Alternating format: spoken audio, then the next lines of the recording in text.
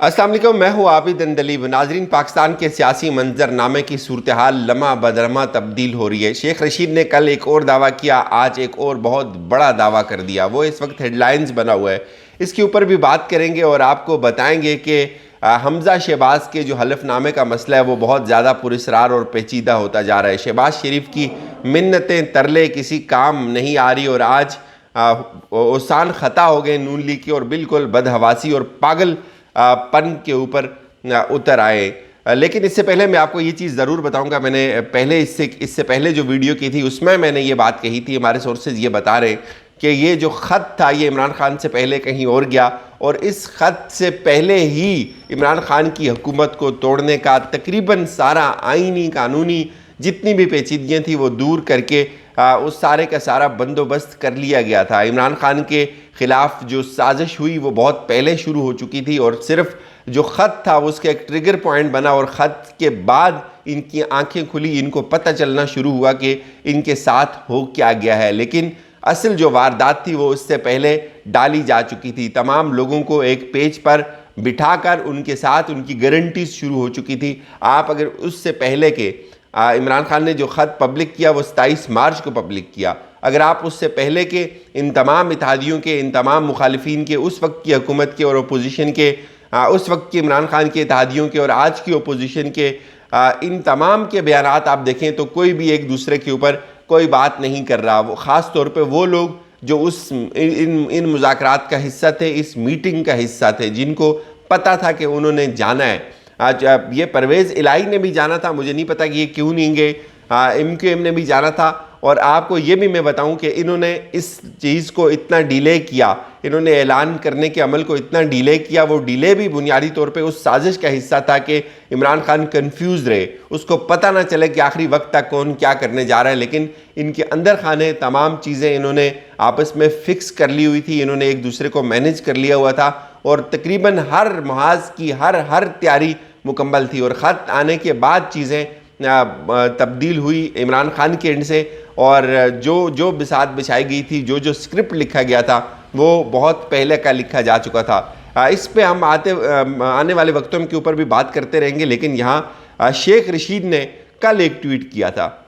जिस तरह से बातें अब शेख रशीद कर रहे हैं उससे कल के उनके ट्वीट से जो तासुर गया था वो बहुत डिफरेंट था। आज उन्होंने जो बात की है वो इंतहाई डिफरेंट है। आज उनके इस ट्वीट से ये लगता है कि बैकडोर राब्ते जो है वो बहाल हो चुके हैं। मेरे ज़राए भी ये बता रहे हैं, अभी तक ये बता रहे हैं कि राब्ते बहाल हैं, राब्ते चल रहे हैं। इमरान खान के लिए इलेक्शन की ऑफर्स रखी जा रही हैं, कुछ आइनी और कानूनी पेचीदगियाँ वो दूर कर दी जाएंगी। लेकिन शेख रशीद ने कल क्या कहा था और आज क्या कहा, ये अगर आप मिलाकर समझेंगे तो बहुत सारी चीज़ें आपको यहाँ से क्लियर हो जाएंगी। शेख रशीद ने कल कहा, जी मुल्क के हालात गंभीर, परेशान कुन और तशवीशनाक होते जा रहे हैं। वो लोग जिन्हें जेलों में होना चाहिए था इन्हें अहम ओहदों पर तैनात किया जा रहा है और सबसे परेशान कुन बात यह है कि मुल्क के लिए जिनकी इज्जत करना लाजम है वो भी सवालिया निशान बनते जा रहे हैं। इनका इशारा ज़ाहिर है फ़ौज की तरफ है।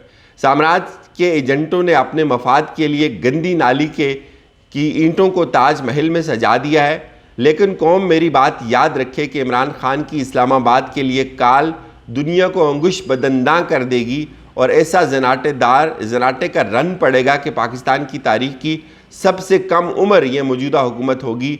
रहेगा नाम अल्लाह का, बिल्कुल इसमें तो कोई शक नहीं, अल्लाह का नाम रहेगा। लेकिन वो ये कह रहे हैं इसमें कि ये जो सब कुछ हुआ है इस सारे क्राइसिस में अब जो लोग हैं, जो कौम है, वो फ़ौज के ऊपर भी जो है वो उंगलियां उठा रही है। अब ये बहुत बदबख्ती की बात है और इस पे वो धमकी ये दे रहे हैं कि अब जो कॉल आएगी एहतजाज की वो बहुत ख़तरनाक होगी। ये शेख रशीद ने कल बात की थी और शेख रशीद का ये ट्वीट भी कल उन्होंने खुद किया था। लोग कंफ्यूज कर रहे हैं कि ये ट्वीट शेख रशीद ने नहीं किया, ये शेख रशीद का अपना ट्वीट है। उनकी टाइमलाइन पे जाएं, नीचे जाके उन्होंने लिखा हुआ है कि आज से शेख रशीद खुद ट्वीट करेंगे। तो शेख रशीद ये ट्वीट करते हैं पीछे जो लाल हवेली की तस्वीर लगी होती है। अब उनका जो दूसरा ट्वीट है जिसने सबसे ज़्यादा इस वक्त भूचाल बपा किया हुआ है, इम्पोर्टेड हुकूमत की फ़रार की तैयारी शुरू, ECL से 150 मुलजमों के नाम निकाल दिए गए, हुकूमत संभाली नहीं जा रही, ये NRO 2 लेने आए थे। इम्पोर्टेड हुकूमत की कोई आइनी कानूनी हैसियत नहीं, ये बैरूनी साजिश के तहत चोर दरवाजे से बनी हुई है। आपको ये भी याद रखना चाहिए कि शेख रशीद जब बात करते हैं या उनका एक हिस्टोरिकल बैकग्राउंड है, वो खुद ये क्लेम करते रहते हैं कि वो बहुत ज़्यादा पिंडी के करीब है, उनका हल्का पिंडी में है, पिंडी के लोग उनको वोट डालते हैं। तो बहुत सारी चीज़ें उनके हवाले से उनकी एक पूरी एक तारीख है, वो फ़ौज के हमेशा करीब रहे। ये बैरूनी साजिश के तहत चोर दरवाजे से बनी है, फ़ौज आवाम की राय की कदर करती है, जल्द इम्पोर्टेड हुकूमत से जान छूटेगी, सुप्रीम कोर्ट से जल्द अच्छी खबरें मुतवक्को, सरकारी ख़जाने का बेदरेग इस्तेमाल शुरू हो चुका। ये शेख रशीद का जी दूसरा ट्वीट है। इससे आपको इंप्रेशन क्या मिलता है? इससे इंप्रेशन ये मिलता है कि इस वक्त जो अभी तहरीक इंसाफ की गवर्नमेंट दोबारा सुप्रीम कोर्ट जा रही है, तो शेख रशीद बहुत ज़्यादा होपफुल है कि उनको सुप्रीम कोर्ट से रिलीफ मिल जाएगा। अब ये जो इस तरह की बातें की जा रही हैं कि फ़ौज जो है वो अवाम की कदर की, अवाम की जो राय है उसका एहतराम करती है, तो ये बहुत ऑब्वियस बात है, इसमें शक की कोई गुंजाइश है ही नहीं है। फ़ौज जितना पब्लिक सेंटीमेंट को समझती है इतना शायद ही कोई और समझता होगा, और फ़ौज के लिए लाजिम है कि फ़ौज अपनी आवाम के साथ खड़ी हो, आवाम की राय का एतबार करे। और ये इससे जो इम्प्रेशन कायम होता है वो बिल्कुल यही इम्प्रेशन कायम होता है कि जो हालात हैं वो अल्टीमेटली जो है वो इलेक्शंस की तरफ जाएंगे, चूँकि इसका कोई और हल नहीं है। जब इमरान खान इतना बड़ा लॉन्ग मार्च लेकर आएगा, उस वक्त जो नारे होंगे, उस वक्त जो सोशल मीडिया के ऊपर फिर ट्रेंड्स बनेंगे, फिर एक माहौल गर्म होगा, फिर लोग तकारीर करेंगे, फिर बैनर्स आएंगे, तो वो जो तनकीद है वो बढ़ेगी। आप ये बात लिख लें, तनकीद ख़त्म नहीं होगी, तनकीद आगे जाएगी और ये मुसलसल जाती रहेगी। अब ये ना ख़त्म होने वाला एक सिलसिला शुरू हो गया है। तो बहुत सारे लोग इस चीज़ को समझते हैं और इसका वाहिद हल इलेक्शन है। जितना इलेक्शन से दूर जाएंगे इतना ज़्यादा नुकसान होगा, इतना ज़्यादा तसादुम होगा। और वैसे इलेक्शन ना करवाने की कोई वजह समझ ही नहीं आती। अगर आप ये सोच रहे हैं कि मौजूदा हुकूमत कोई बहुत बड़े तीर मार रही है, तो आपको एक पहला जो गिफ्ट उन्होंने दे दिया है 20-20 रुपए के हिसाब से जो ऑयल और तेल और डीजल की जो प्राइसेस हैं वो बढ़ने जा रही हैं, तो इससे आवाम की और चीखें निकल जाएंगी।